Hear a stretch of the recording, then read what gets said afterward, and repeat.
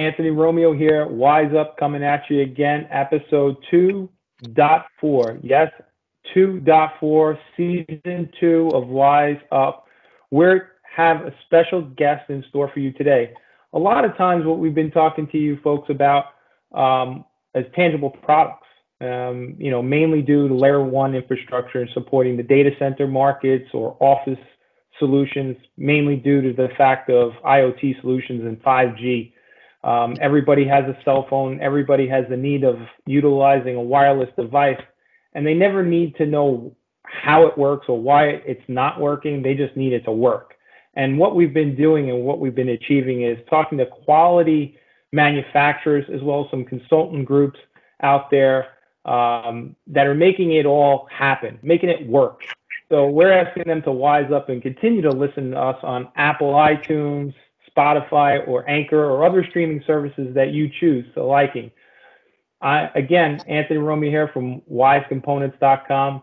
We provide premier quality brands, but today we're not talking about tangible products today. Today we have a special guest with us. Gentleman comes from Connecticut, US of A. Jason Bell is a vice president in technology services group at JLL in their New York City office. He's responsible for providing data center, colocation, cloud managed services, and network services global client base. Jason, welcome, and thank you so much, buddy, for joining us today. Yes, thank you, Anthony. Thank you for having me as part of the Wise Up podcast series. Very appreciated. No, we can't get over the amount of people that keep on subscribing. It's kind of odd, there's a lot of geeks like me, I guess, that are bored. And in a COVID world, what do? Listen to podcasts. So we started this thing a little while ago, and we're already in season 2.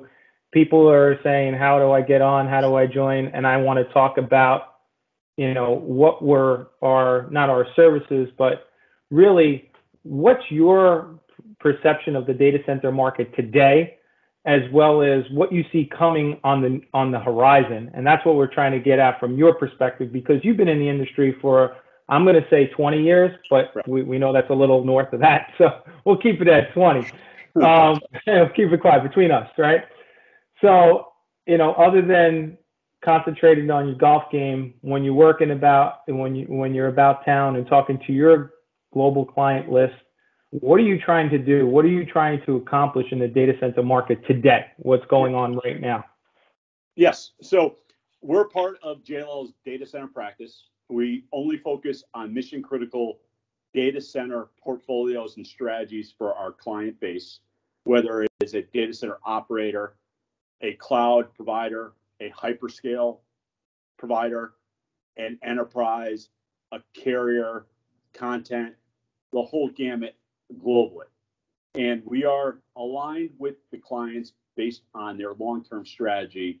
When you hear about terms of hybrid cloud, multi-cloud, private cloud, we provide advisory on locations, where to deploy, and several factors: power, fiber, availability of supply chain, third-party connections, latency, redundancy, survivability. There's a list. So you're talking about there's a whole gamut that you just rattled off. Yep. It's a lot to retain for any one person. But you talk about latency. Prior to COVID, everybody was big on AI, and autonomous everything. Especially you talk about vehicles. Folks are concerned with the vehicles having to go back to a data center somewhere far, far away. So now people are saying, or the industry is talking about a small percentage of the edge data center, and this was prior to everything that was going on with COVID. Talk to us about, your perspective on the edge solutions that are out there, because that's something that I'm hearing a lot more about now too. Yeah. So I think there is a tremendous growth pattern in the next 5 years of edge compute deployments. The first kind of phase that I see that's going to lead to that substantial growth is the 5G networks and the build out that you're seeing among Crown Castle, American Tower, all of the big small cell and tower operators. They are going to be bringing networks further out to rural areas, further out to remote areas, which with the network, data transfer, data capacity will transfer to the Portland, Maines, the Sioux Falls, these locations where they will require data centers, obviously, in those locations. So you're going to see that. You're already seeing a lot of the operators and hyperscalers start their deployments, construction, and growth into tier 2 markets, right? So you're seeing in all the Midwest. If you're talking just the continental U.S., you're seeing a lot of deployments in Midwest, Nebraska, Reno, Sioux Falls, West Virginia, Tennessee. That's because that compute needs to get further out to the edge. Right. It's associated with network. When you talk latency, it's a network function. It's how quickly fiber transfer is. So as networks extend further out, and when the 5G networks are fully deployed, you will see more edge compute data centers being established in these markets, and they may be even smaller, and they could be in an oil field, a remote location. They can be established anywhere, and there are operators that will go as small as almost this size device as an edge compute device. So you're going to see anything from one rack all the way up to scale to 1 million square foot plus data centers. So you'll see that, and then it will also support, to your point, your connected car, so that when somebody's in a Tesla up in Portland, Maine, and they have to decide if they have to make a left or right on their navigation system, again, that comes back to the speed of that data transferring from that Tesla over a network to a data center in that market. So yes, that is coming. Yeah, and all valid points and great, from that perspective. Now, as I asked, the initial question was prior to COVID. So now what I'm seeing and what I'm hearing, and you could definitely elaborate on what your experiences and who you're dealing with and where you're at, is now what we're seeing. It's in the news. It's your friend, it's your neighbor. Everybody's working remote, including you and I. So you're not going into Madison Avenue every day. You're working from the comforts of your home. And some people that's a train ride. Some people said, you know what, I'm going to get out of my small apartment in New York, Chicago, LA, and I'm going to move back home to Iowa and be in my sprawling estate and work and commute and telecommute this way. So now you have companies that are, looking at Cisco. You look at their reports. There's winners and losers during the COVID era, and other than Amazon, I would say Cisco's a winner right now because the amount of switchgear that's being deployed. So with all this switchgear being deployed and all the, it's power and cooling and connectivity that's being provided to this whole new era. I remember you and we did a healthcare seminar a couple years back, and when we initially started talking with the end users in the healthcare, they kind of did the daggers when you talked about telemedicine, saying, oh, that's not gonna fly. Here we are. Nobody's gonna do that. And here we are. Everything from your kid's sniffle to COVID patients are being pre-screened, through teleconferences, whether it be Zoom or whatever, sitting and talking to your physician on a secured network, hopefully secured network, because that's a whole other gamut from a security applications. And that's what brings me to my question to you is, with this is somewhat of the Wild West now, because now people are just saying everything that we knew of prior to January 1st of this year and unrelated to COVID world. Now some of the rules have took a back seat because we just need productivity. We need to work. So go work at your desktop, somewhere remote location, and we don't care about the network being compromised because cybersecurity that's something else that's through the roof right now. because there's evil people out there, right? So what security parameters and things are you and your company doing for your group, for your clients? Okay, that's a great question. So taking a step back, we, in our practice, so there's 50 of us tracking 15 tier one markets for data center growth. And just to let you know, with the COVID, we've seen a first half absorption, and we're going to be producing our first half report in the next couple of weeks, which we'll share. We saw 170 megawatts of absorption among the top tier one markets in the U.S. That being the Ashburns, the Chicagos, Dallases, the Santa Claras, Seattles. This year, we're up to 288 megawatts. So as a result of the COVID and the remote work rush that's been going on as you talk. So yes, switchgear, security infrastructure being in place, increased bandwidth, and even increased expansion of the bandwidth of networks remotely, right? We're seeing that growth into these data centers. The other thing that we're seeing that's really interesting is the public cloud operators have significant growth in the last year, 20% revenue growth in 1 year. And just think about that, right? All of the enterprise operators, the challenges are getting the workforce out to do deployments, right? To install that switchgear, to install a server. It's a challenge.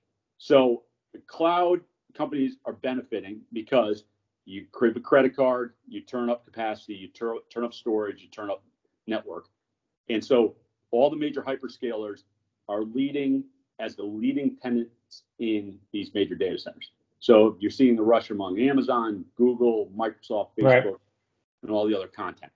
You're also seeing more requirements for security, as you talked about it, and redundancy of networks as, again, remote workforces go further to home base, to go to remote offices. So we are seeing a rush in growth in network capacity.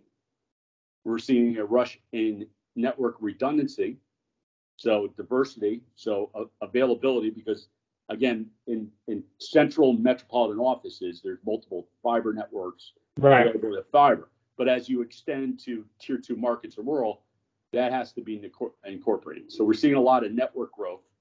And then we're also seeing a lot of infrastructure, security infrastructure, network infrastructure, things like DDoS being a top 5 for any CIO, CTO to take care of, because again, security is top, as you mentioned. So we're seeing that benefit, and globally, we're seeing the same amount of expansion.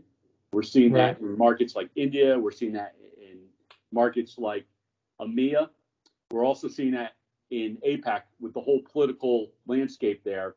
You're seeing new markets emerge. You're hearing about markets like Taiwan, like South Korea. Again, with like what's going on with China, you're seeing new markets emerge, and we're going to see growth in those markets. So, so we've been tracking it. We've been very busy helping clients, operators, hyperscalers with, again, data centers, location with power, the availability to scale, fiber networks, no geo risk, not in a floodplain, not in the earthquake zone, all those key dynamics. So you're taking every aspect and just, putting the customer's interest in their best interest in place.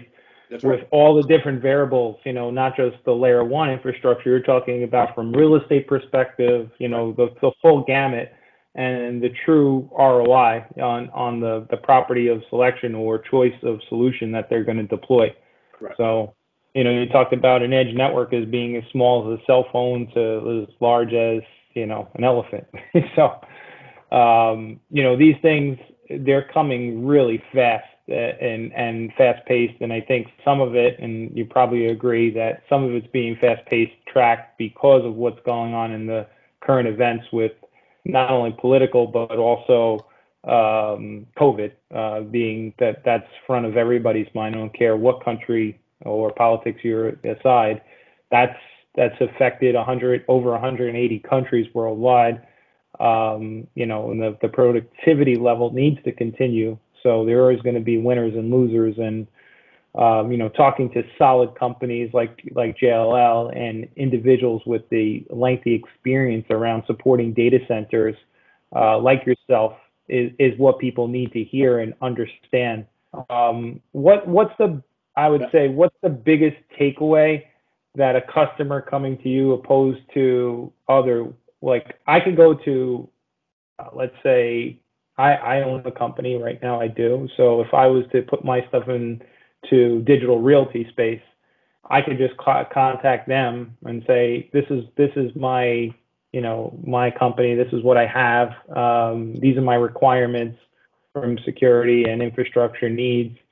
But instead of going to them directly, I would go to JLL because you would give me several options and other return on my investment. I would venture to guess. That is correct. So some of the benefits are you're working with all established, experienced data center professionals. We all over have 5 years experience in the field, number one. Two, we understand, we've worked with operators, we know their playbooks, we know the competition, we know the availability, and we know their strengths and weaknesses. So we're able to help you guide what you'll not only pay, what kind of support you'll get, what kind of amenities and services, but we know from a competitive landscape, being agnostic, what's the best choice for you, and we're aligned with your long-term strategy. So again, come back to the hybrid cloud or multi-cloud strategy. We're going to help you advise the best sites that meet those strategies long-term. So we not only do that from an operator perspective, but we have a full service. We have capital markets to help with any investment or valuation. We have full marketing and agency support. We have 90,000 brokers on the JLL platform globally. Wow. And in over 80 countries and over 300 offices. So we promote and bring you client base. We have experience with all of the large Fortune 2000 companies, right? We also offer facility management services. So talk about sustainability, talk about efficiency, talk about mission critical. We target and ask every aspect to make sure that you are meeting your clients' requirements safely, effectively, and cost efficiently, as well as those long-term sustainable goals. Great. I mean, I'm sold. I think that JLL does offer a lot, not only in the technology services with division that you're in, but as you pointed out, the extensive arm of verticals that you cover throughout the globe. It's second to none. So I thank you for taking the time today, Jason. It really is a pleasure to have the opportunity to speak with you on WiseUp. Again, we're talking with Jason Bell, VP of Technology Services at JLL on WiseUp. You could reach out to Jason if you like via jason.bell@am.jll.com, and or I can give you his home address. I'm just kidding. Yes, please. But yeah. But again, thank you all for taking this opportunity. Jason, thank you for taking this opportunity to join us today. We greatly appreciate your time. It's always a pleasure to speak and interact with you. To learn more about all JLL services, you could then check them also out at the website at www.us.jll.com for their extensive list of services that they offer to their wide range of portfolio. So again, thank you all for checking us out on WiseUp. I'm Anthony Romeo, Wise Components. We thank you for listening to WiseUp, and check us out on Apple, iTunes, Spotify, or Anchor. Thanks again. Thank you, Anthony. It was a pleasure. All right. Be well.